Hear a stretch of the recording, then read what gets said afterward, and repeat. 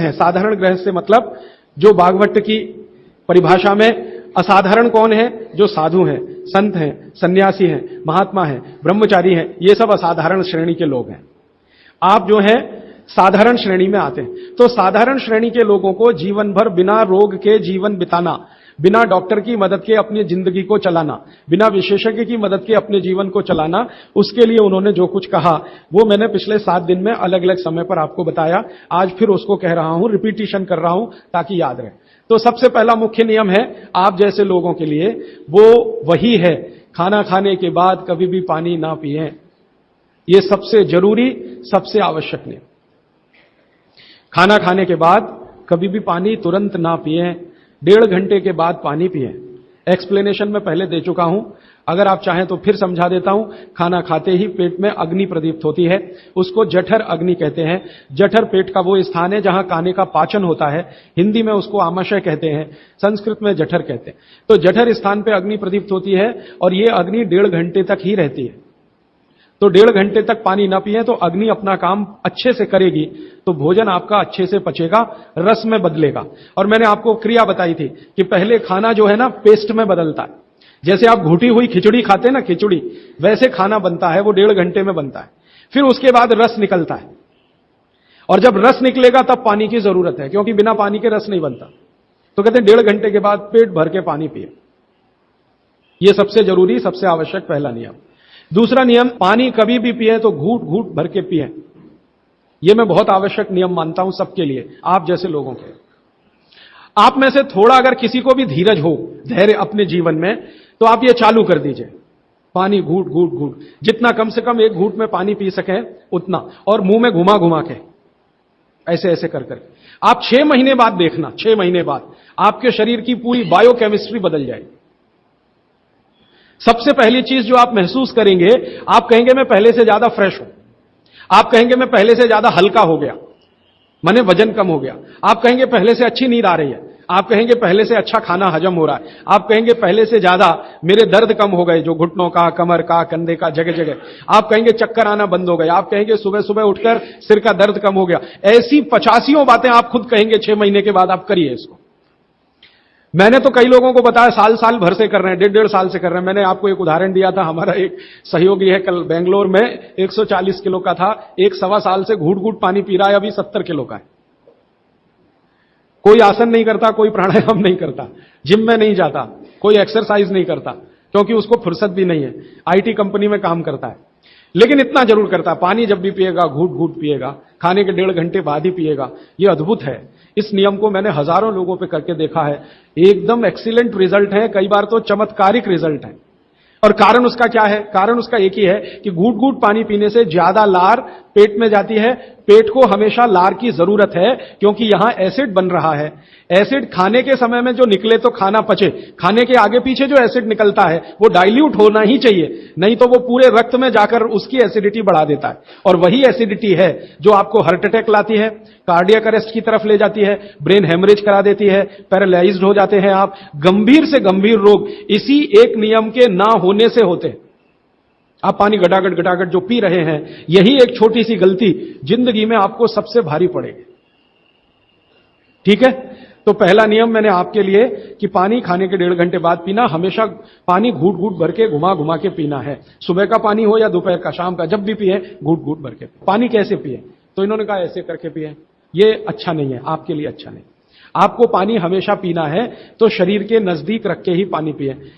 हमारे भारत में, मैं आपको एक बात ऐसी कहता हूं जो थोड़ी सी हटकर है, लेकिन आपको समझाने में मदद करे। भारत में हजारों साल की जो सभ्यता है, गिलास नहीं है। ये गिलास जो है ना, विदेशी है। गिलास भारत का नहीं है। ये गिलास जो है ना, यूरोप से आया, और यूरोप में पुर्तगाल से आया। ये पुर्तगाली जब हमारे देश में घुस गए, तब से गिलास में हम फंस गए। गिलास अपना नहीं है, लोटा है, लोटा। लोटा और गिलास का अंतर आप, लोटा है, और लोटा कभी भी एक रेखीय नहीं होता, वो ऐसे ऐसे ऐसे ऐसे होता है। तो भागवत जी कहते हैं कि जो बर्तन एक रेखीय हैं उनका त्याज्य करें, वो है नहीं अच्छे, काम के नहीं है। तो गिलास का पानी पीना अच्छा नहीं माना जाता।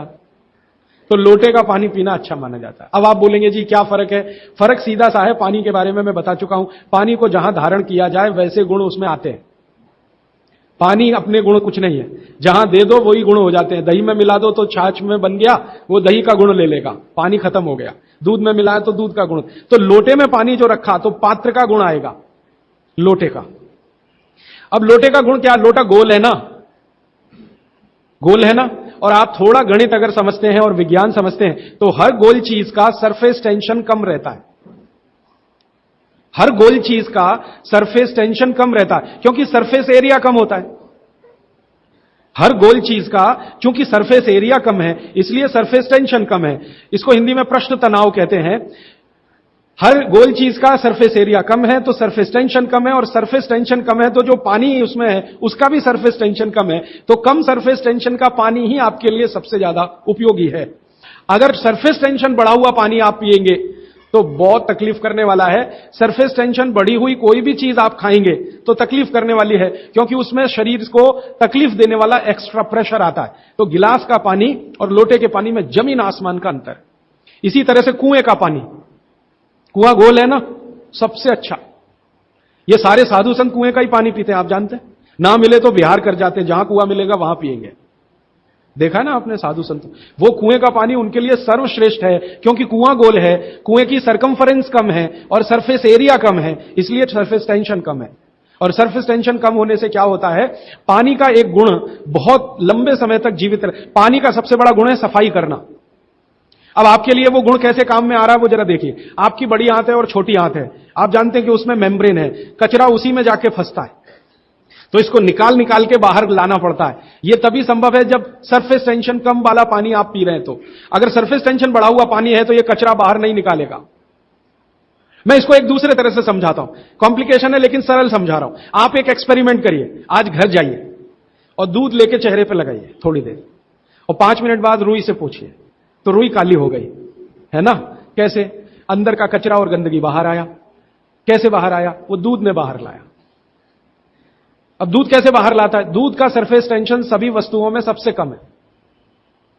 तो जैसे दूध आपने अप्लाई किया, दूध ने इस त्वचा के सरफेस टेंशन को कम कर दिया, क्योंकि जो वस्तु का जो गुण है दूसरे पर लगाओ तो वैसा ही आएगा। तो यहां दूध ने सरफेस टेंशन कम किया तो त्वचा थोड़ी सी खुल गई, और त्वचा खुली तो अंदर का कचरा बाहर निकल गया।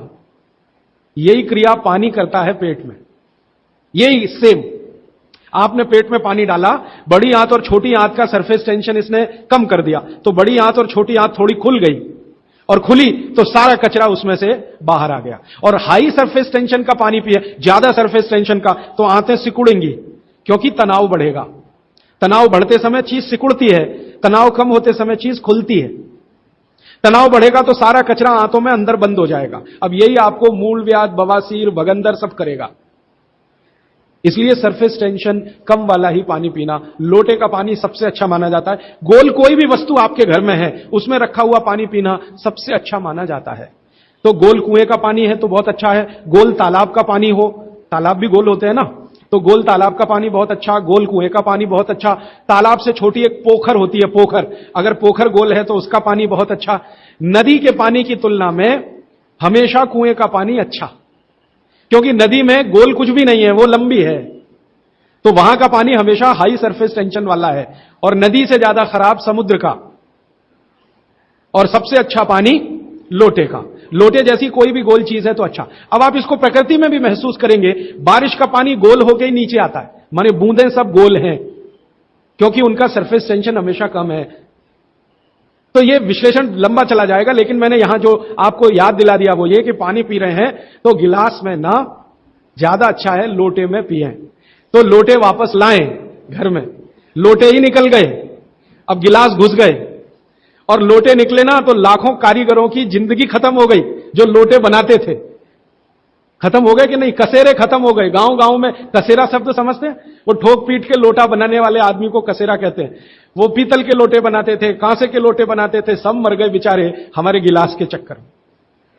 तो भागवत जी को अगर मानना है तो लोटा लाए, गिलास थोड़े कम करें, पानी लोटे का बहुत अच्छा। आगे बढ़ें। पानी कभी भी खड़े होकर ना पिए, ये मैंने पहले बता दिया है, फिर रिपीट कर रहा हूं, हमेशा बैठ के पिए। फिर उसके आगे का एक सूत्र है कि ठंडा पानी कभी ना पिए। और इस ठंडे पानी का ये यहां पर भी एक विश्लेषण में नया दे दूं आपको कि हर ठंडे पानी का सरफेस टेंशन बढ़ा हुआ होता है। हर ठंडे पानी का सरफेस टेंशन बढ़ा हुआ होता है और हर गुनगुने पानी का सरफेस टेंशन कम होता है, और कम सरफेस टेंशन का ही पानी आपको पीना है, इसलिए ठंडा पानी ना पिए। एक विश्लेषण में पहले दे चुका हूं कि पानी जैसे ही आप ठंडा पिएंगे, उसका गुण है कि वो हर चीज को ठंडा करे। तो पेट को ठंडा करने की वो कोशिश करेगा। पेट ठंडा हुआ तो सारे ऑर्गन्स ठंडे हो सकते हैं और आप मर सकते हैं। तो पानी को पेट गर्म करेगा, फिर आप ये जान लीजिए, और पेट पानी को गर्म करेगा तो अतिरिक्त ऊर्जा लगेगी उसको, और वो ब्लड में से ही आएगी, तो सारा ब्लड पेट की तरफ दौड़ेगा। और बार बार आप ठंडा पानी पी रहे हैं दिन में 8-10 बार, तो हर बार ब्लड को पेट में भागना ही पड़ेगा। तो ब्रेन को ब्लड कम होगा, हार्ट को ब्लड कम होगा, ऑर्गन्स को ब्लड कम होगा, तो वो कमजोरी आने ही वाली है और हार्ट अटैक आ सकता है, ब्रेन हेमरेज हो सकता है। क्योंकि कोई भी ऑर्गन को ब्लड कभी भी कम नहीं पड़ना चाहिए, तभी आप दुरुस्त रहने वाले। इसलिए ठंडा पानी गलती से भी ना पिए। तो हमेशा कैसा पानी पिए? गुनगुना पिए। एक समय के लिए भागवत जी ने कहा है कि जब बहुत तेज गर्मी पड़ती हो, आपके यहां तो पड़ती है, मार्च, अप्रैल, मई, जून, तो वो कहते हैं कि मिट्टी के घड़े का पानी पिए। मिट्टी के घड़े के पानी को गुनगुना करने की जरूरत उतनी नहीं है, क्योंकि मिट्टी से ज्यादा शुद्ध पानी को करने वाली दूसरी कोई वस्तु दुनिया में नहीं।